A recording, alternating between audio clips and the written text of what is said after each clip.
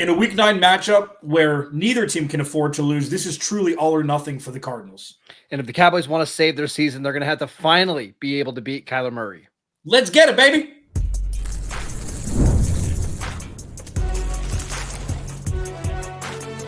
You are Locked On NFL Crossover, part of the Locked On Podcast Network. Your team every day. Thursday, Alex Clancy, Locked On Cardinals, Marcus Mosher, Locked On Cowboys. One of the dynamic duo over there, him and Landon McCool do a fantastic job. Thank you for making Crossover Thursday your first listen, free wherever you get your podcasts and on YouTube, part of Locked On Podcast Network. Your team every day. Marcus, my dear friend across the country, getting cold there. We are really starting to hit that stride of everybody wants to be in Arizona. And I wish everybody wanted to be in Arizona to watch football, but over the last 6 weeks or so, that hasn't been the case. Both of these teams need a win today. Need a win on Monday. We will go over the biggest storylines, the biggest matchups, keys to victory, all of that stuff like we do on every crossover. Today's episode is brought to you by PrizePicks. Download the PrizePicks app. Use code LOCKEDONNFL to get $50 in lineups after you play your first $5 lineup. We're at the halfway point. The first 2 months and a quarter have flown by. Marcus, I'm going to jump to you right away. Dallas, one of the most fun offenses to watch, one of the laughable defenses to watch. Which one do you trust more, or which one do you think will have more of an impact on Monday night against the Cardinals? Laughable defense. It's about as nice as we've been about the Cowboys defense in about 2 months. So we'll take it. I think it's going to be the Cowboys defense in this one, just because they've been so bad. And they've been bad against some pretty bad offenses. I mean, this Denver offense that they played in week 8 was not good, and they let them come in here and score 44 points. So I think that's going to be the storyline. But Alex, I think one of the things that's most fascinating about this game is this is a week 9 matchup between a 2-5 team and a 3-4-1 team. And honestly, must win is a little strong, but it's almost like a franchise-altering type of game. Like for Dallas, you lose this game, you go to 3-5-1 going into the bye week, and it just feels like the season's over. It's time to sell everybody before the deadline. And for Arizona, if Kyler Murray comes back and they look awful on offense again, and you're 2-6, maybe it's time to start thinking about going a different direction with either Kyler, the coaching staff, the whole organization. I don't know. It's a huge game between two teams that probably won't be in the playoffs. And I think it's a game against two teams that are probably better than their record states. I mean, the Cardinals have lost 5 games by combined 13 points. The last 2 of which against very good opponents, with Jacoby Brissett as quarterback. Kyler Murray's never lost in Texas. All of these things, like this situation, as you mentioned, Marcus, is very fluid, but I'm in the camp. And before we get to this game specifically, like my theory is if you break up a coaching staff mid-season, it's never a benefit for not only these next couple months, but any sort of momentum moving forward with any sort of cohesion. Like, I don't think anybody should get fired. It's not going to help anything. The trade deadline, I believe, is the day after this game. Yep. So it's like, okay, do you have a contingency plan where you're going to sell if you lose this game? I find it hard to believe with being back-to-back that anything would happen between that game ending and the trade deadline, but there's so many things on the table, as you mentioned, for both teams. Could be buyers, could be sellers. And I think really for Arizona, this is a prime time stage on Monday Night Football. If you come into this game after a bye and you don't show up and you get the doors blown off of you, maybe it's one of those kind of revealing games of like, hey, we're not close. It's clear that this core isn't cutting it out. We got to make a change either sometime soon or at the end of the year. And for Dallas, like, if this defense gets embarrassed once again, they have a bye week after week 9. Maybe that is when you make a move for Matt Eberflus, the Cowboys defensive coordinator, because you can't be consistently embarrassing on defense. It's one thing to be bad, but they're just flat out embarrassing. We're on social media on the Monday after a game and everybody's posting screenshots of how bad their run defense is. Like, you can't be that level of bad in the NFL. And maybe something changes coming out of Monday Night Football. I mean, yeah, like you could say that of the 4 sides of the football, 2 for each team, Dallas has the best and the worst. Yep. I mean, that's probably fair. I mean, the Cardinals defense is a close second by all. And I know you're a perfect mix of a numbers guy and just a football I'm going to watch with my eyes guy. And it goes into, all the things you've done with PFF and Dynasty and all that stuff. Like Mina Kimes had a great stat that the Cardinals, this was after week 5, they were first in defensive EPA during the first 3 quarters and 27th in the fourth quarter. They've given up as many points in the first 3 quarters of games collectively through 7 games as they have in the fourth quarter of all those games. So obviously there's a disconnect where they take a nap in the fourth quarter. It allows these one-score games to swivel the other way. But with Garrett Williams coming back, who I know you loved out of Syracuse, he's kind of in your neck of the woods, third round pick a couple years ago. Walter Nolan making his 2025 debut. We don't know at this point of recording if he's going to. This defense has not been as healthy since they were in week 2. And I'll tell you what, even with Pat Surtain, I know he got injured mid-game, and Jahdae Barron, this may be the best 1-2 duo of corners that you've seen so far this year, which is bananas to think because not one of them is 24. Yeah, and Jonathan Gannon has been somebody who has given Dak Prescott some issues before. I go back to the 2023 game. I think that was week 3. The Cowboys had one of the best offenses in the league. They thought they were going to just waltz in there against a Josh Dobbs-led team and run up the score. And you're like 3 quarters through this game, and Dallas has 9 points. Like Jonathan Gannon has got a really good game plan for how to stop Dak. And you mentioned they've had time to prepare for this game. They're going to have 15 days to prepare for this one. I expect them to come out and have a really good game plan. For Dallas, it's, can you weather the storm? Can you find ways to create explosive plays on offense? And then on defense, we're not asking you to hold the Cardinals to 7 points. Like anything under 30 is a huge win. That's where we're at for the Cowboys defenses. Can you get 1 or 2 stops a half to keep your offense in the game? Should be a lot of fun. Yeah, and it's how we've got here for both of these teams is vastly different. The Cardinals have been riddled with injury pretty much since week 2. They haven't been healthy. James Conner, broke his foot weeks ago. Trey Benson's been on IR, and the Cowboys traded Micah Parsons. So it's like how we got here for both of these teams is wildly different. CeeDee Lamb missed with an injury, obviously, but you're right. Like you could make a storyline out of any game, but for this does seem like the tipping point where if the Cardinals' anemic offense can't score on this matted on easy defense, that's it. Like this is finally the straw that breaks it. And if the Cowboys can really overcome this pretty good secondary of the Cardinals and, an average pass rush, maybe this is going to be the spark that'll get you going into the bye week into, moving up the NFC East ranks. And real quick for the Cowboys, if they get embarrassed on defense again and it's 32, 33 points, I could 100% see Jerry Jones pulling off a panic trade on defense just to get some of the attention off how bad this unit has been and get people talking about the Cowboys because that's what he does instead of trying to actually. How has Kenny Clark been? He's fine. I wish I could say more. Like I wish I could say he's been an awesome player. He's just been so up and down, and he's been battling injuries, and he's been good, but he's not Micah Parsons. Yeah. And for those who don't know, he was the defensive powerhouse for years in Green Bay that came along the Micah Parsons trade. Real quick, because I'm being selfish, Luka or Micah, which was the bigger shock? 30 seconds. Oh, Luka. Easily. The Micah stuff has been rumbling for a while. Where the Luka thing, it all happened in our sleep, right? Nobody expected the Mavs to trade Luka. And I think Mavs fans are still, I think forever, they're gonna hold Nico Harrison in poor standing because of that trade. I think people will eventually get over it for Jerry Jones because of Micah Parsons. Why has this offense been so good?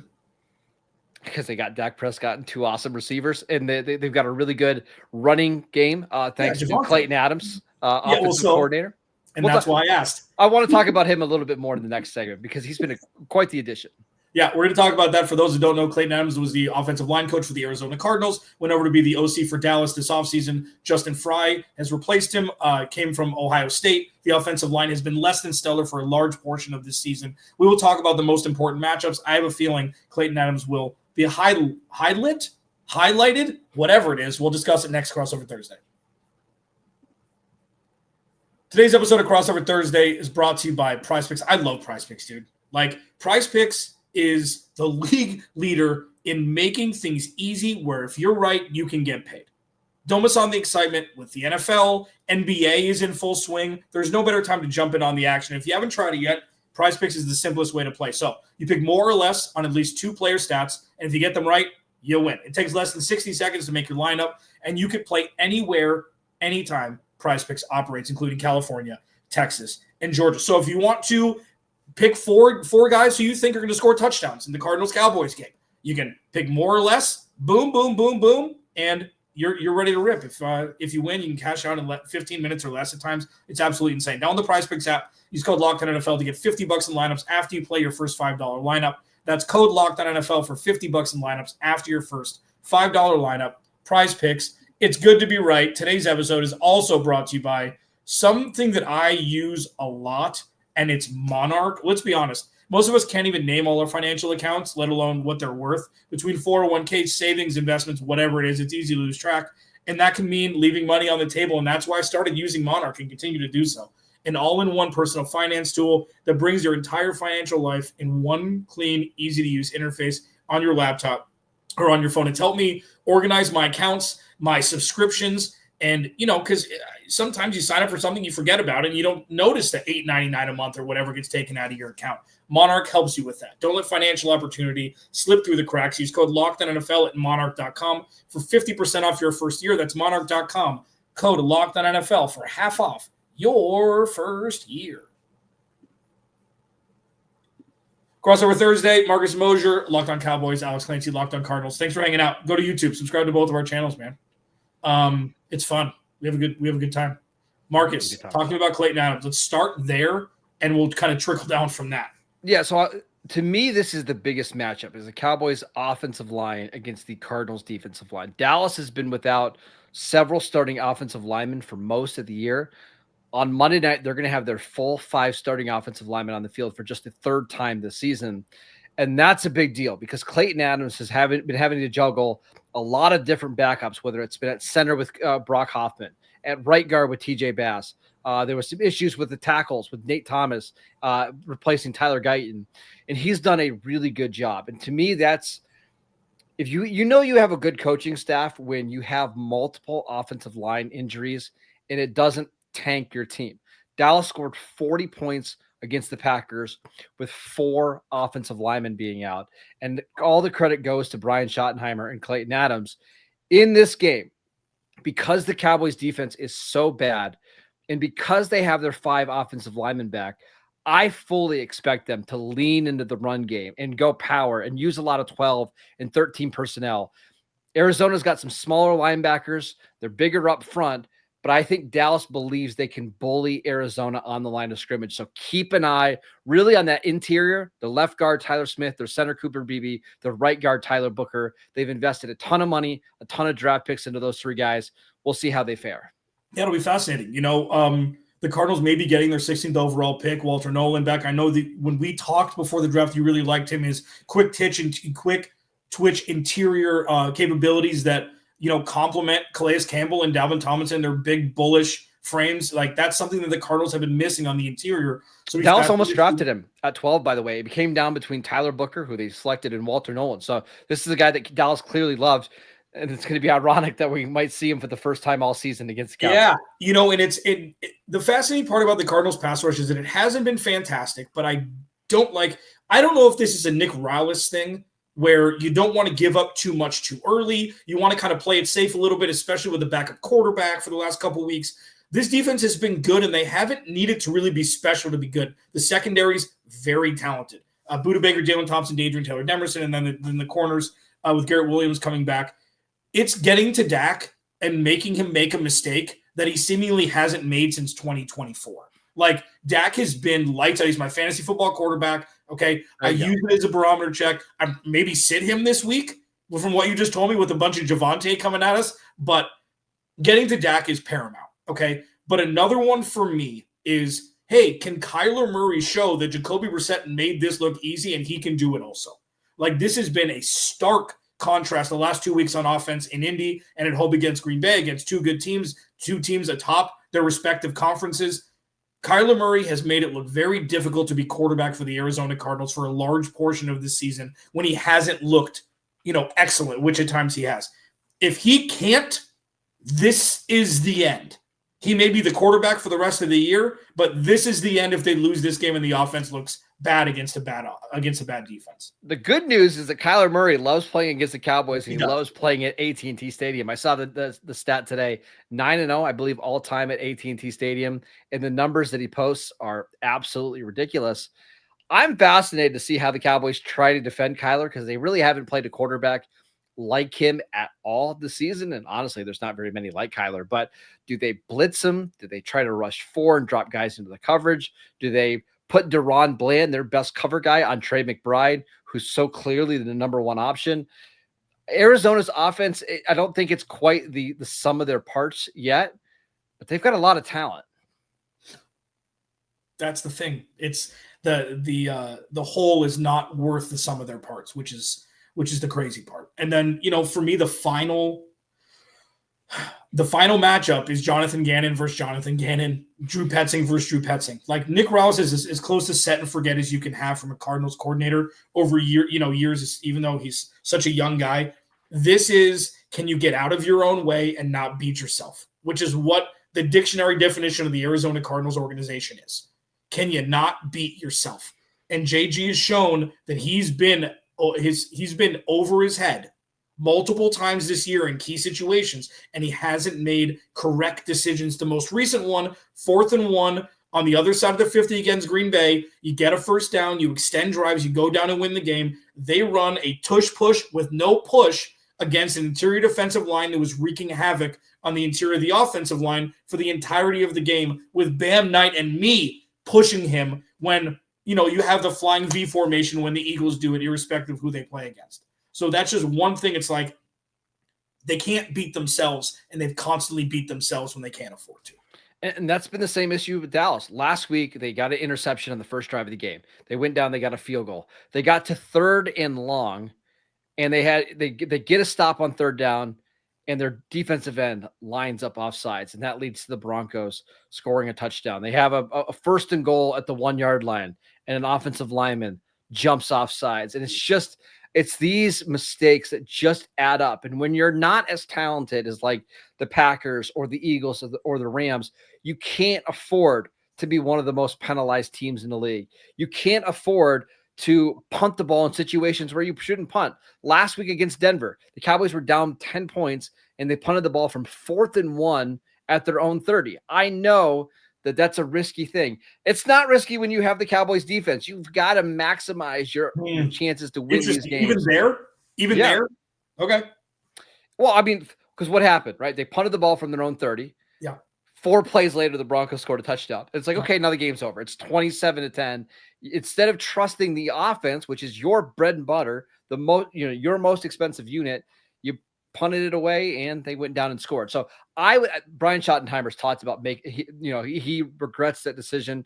I wouldn't be surprised if you see the Cowboys be ultra aggressive in this primetime spot, because if they lose, the season's over. You're 3-5-1 going into a bye. It's over. I don't care what happens the rest of the way. This is a must-win game for them. They deserved to lose that game last week because we were deprived of a Brandon Aubrey 71-yard field goal. Yes, it's Brian Schottenheimer's fault. Absolutely. I mean, because and I want to actually talk about this. Brandon Aubrey has been a cheat code. He was never a kicker, and then he was a kicker for 10 minutes, and now he's the best kicker we've ever seen. How can defenses scheme against 2 first downs after a touchback being in field goal range?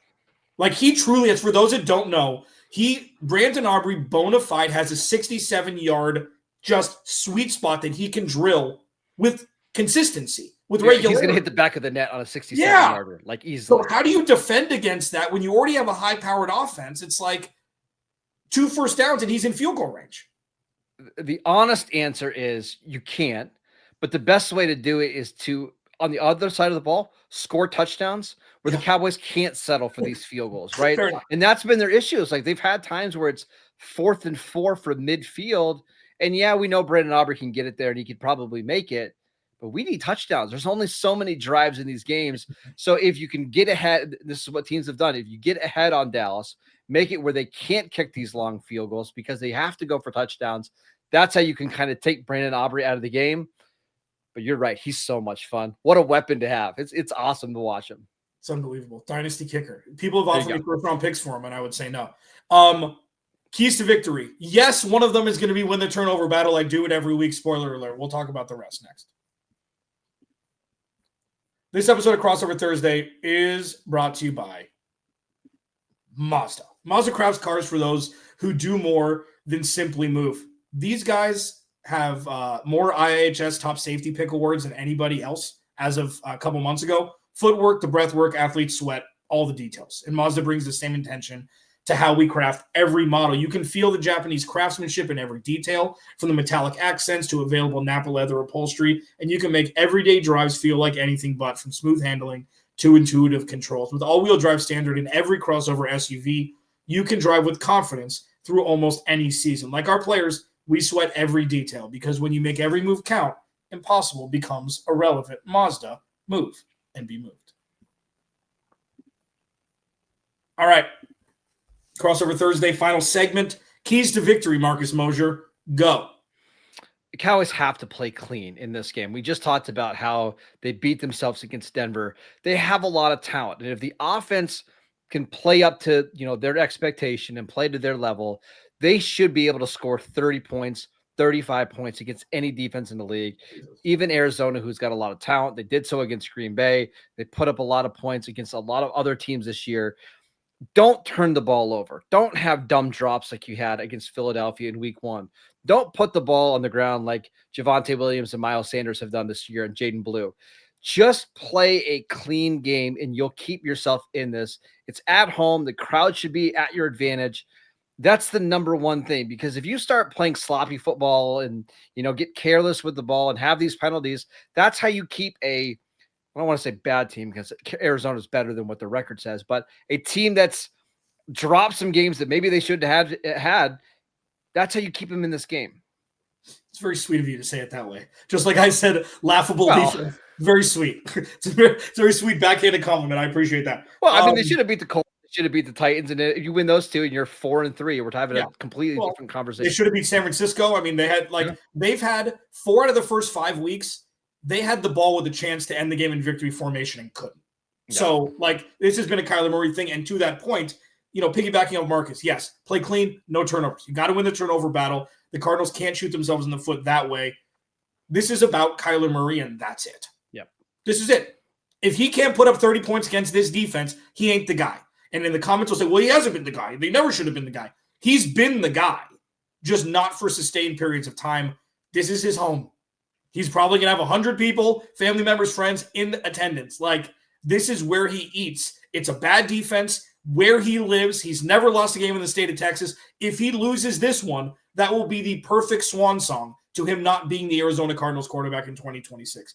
I think he's absolutely going to have a vintage game, because he's a mind screw, man. Right when you're out, it's 340 all-purpose yards, 4 touchdowns. They win by 2 scores.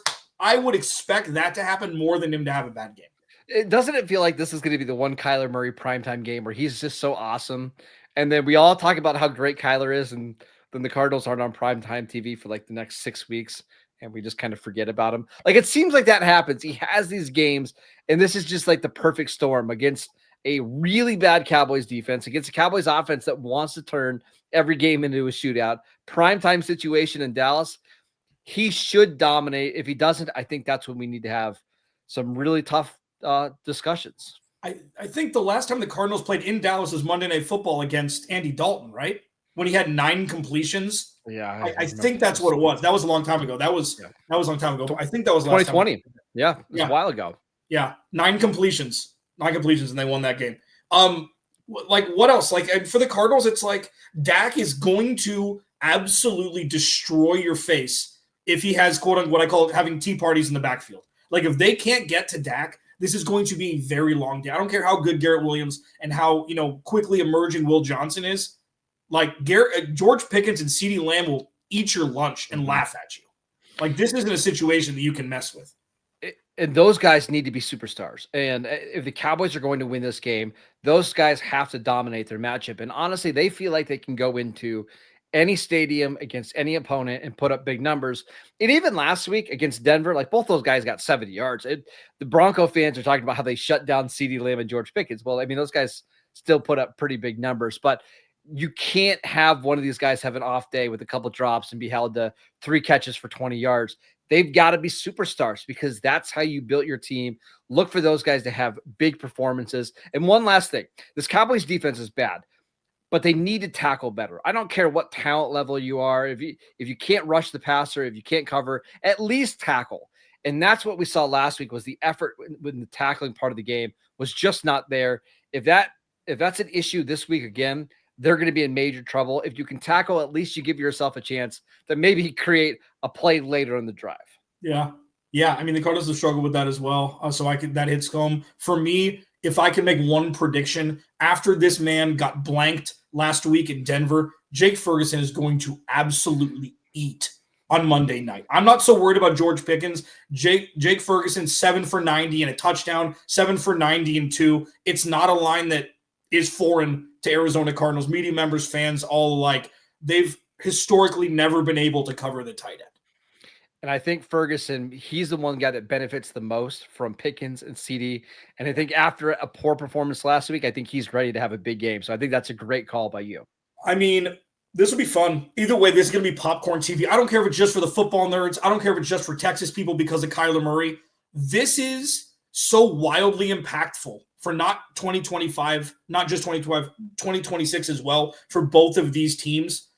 It's not hyperbole or speaking in platitudes here. This could shatter what is for both of these teams with a loss as currently constructed. I think the Cowboys win this game. You're right back to talking about them being at 500, maybe making a run with the Raiders coming up in week 11. You lose this game, we're having a totally different discussion about Jerry Jones, Brian Schottenheimer, Dak Prescott, and the future of this team.